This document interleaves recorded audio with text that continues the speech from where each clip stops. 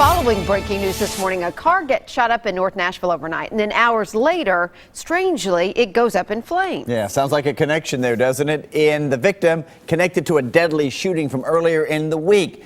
It is a puzzle, and News Channel 5's Sophie Nielsen-Golding is putting it all together for us at the North Police Precinct. So who is this victim from overnight? Let's start there, Sophie. Well, Steve, she's the daughter of a man who was shot dead earlier this week. Now police here are trying to figure out if somebody is targeting her as well. She told police that last night she was walking to her car around 11:15 when someone approached her. She described him as a shadowy figure, approached her and then fired shots into her car with his gun. She took off running and called police. And then a couple of hours later, someone driving by on the very same street called police when they said a car was up in flames. Turns out it was her car. Police say she's the daughter of Jermaine Ivory. He died earlier this week. We had a crew on the scene of that shooting. Police say Ivory and another man were hanging Christmas decorations late Tuesday night when someone shot both of them. Ivory died. The other man did survive. Police did arrest one man in connection to that deadly shooting that we were on the scene of, you see, earlier this week, just on Tuesday. Now, police are working to find out if last night's shots fired and car fire are connected to that homicide I just told you about. They're also working to figure out exactly how the victim's car was set on fire from overnight. Live in North Nashville, Sophie Nielsen-Golding, News Channel 5. Sophie, thank you. Officers are also investigating two shootings in North Nashville. The first happened on Hyde Street just before 8 last night. That's when someone fired into a woman's car. Of course, this one is, this is what Sophie's been talking about. Now, she wasn't hit, but her window was shattered and she was cut by some glass. No suspect information has been released. Okay, so police are also investigating another shooting in that same area. It happened about 30 minutes later. The victim told police that he was shot in the upper leg during an attempted robbery on Ashton Avenue. He's going to be okay. So far, investigators haven't released any other details. Also, some breaking news now. A man gets stabbed during an argument at a Euro restaurant. Police tell us it happened on Murfreesboro Pike in South Nashville. Two men arguing about a Facebook message when one of them pulls out a knife, stabs the other. The victim has minor injuries, but the guy who did it is still on the run. It all wound up not at the Euro restaurant, but at that Jack in the Box in the parking lot. Police say suspect is an Egyptian man weighing about 185, wearing a red jacket, fleeing in a white van. If you know anything about this, give police a call.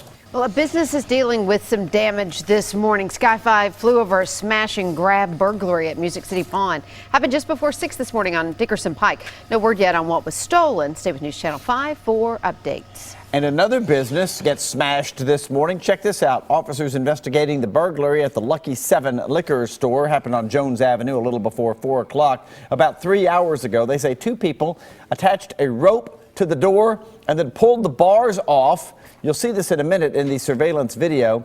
The suspects got those bars off and then they break the door. There it is, the glass shattering right there. That gets them inside that store. They took money from a coin game machine, maybe some other stuff, but they're not quite sure yet. Employees of Lucky 7 don't really know yet what all was taken. The damage to the door is going to cost the business about $4 grand. If you have any idea who these people may be, contact police. Federal aid is coming soon to Tennessee after the deadly wildfires that rocked Sevier County. President Obama signed a disaster declaration yesterday ordering federal aid to supplement state and local recovery efforts. Federal funding will be available to everyone affected by the fires. 14 people died in those fires and 2,500 structures were damaged or destroyed. And that includes more than 2,000 homes.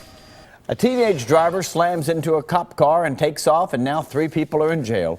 Started with a traffic stop along East Old Hickory Boulevard in Madison, ended up with another crash in Old Hickory. Officers deployed the spike strips at Winter Grace Farm Road and Saundersville Road, and that's where the young lady crashed again. Police arrested that suspect and 2 other women. A child in the car was taken to the hospital but will be all right. That teenage driver facing aggravated assault charges right now. Upsetting new information about the school bus driver accused of causing that bus crash that killed 6 children. In court yesterday, a police officer testified that video does show Jonthany Walker on his phone before that bus wrapped around a tree, killing the kids. One's a text message screen, one's another screen. I wasn't sure what it was. I'm not young and hip, so I'm not put it in Instagram or something. Said it was on Instagram or something like that. He wasn't really sure. That's Officer Joe Warren talking, though, who also testified the bus's data box indicated that Walker was driving between 50 and 52 miles per hour in a 30-mile zone and on the wrong road. The 24-year-old's attorney says that Walker only used his cell phone when the bus was not moving. However, a new state law makes it a misdemeanor for drivers to use cell phones while operating a school bus at any time. A Franklin County woman will not be serving any jail time after her 12-year-old son shot and killed a classmate at their home. Jennifer Amaker, there's her picture. She pled guilty to 3 counts of reckless endangerment. She'll have to complete 300 hours of community service, pay a fine, and spend 3 years on probation. Her son shot and killed 11-year-old Sienna Owens at his home in Estelle Springs last December. He was convicted of reckless homicide and is now in state custody. An East Tennessee man has pleaded guilty to killing a mail carrier after opening fire on a highway. I want to show you the scene in Bristol back in July. Lakeem Scott admitted to shooting at a Days Inn, then opening fire on passing cars. Investigators say Scott was responding to police violence against African Americans after pleading guilty to murder. The 37-year-old was sentenced to life in prison. He will be eligible for parole in 52 years.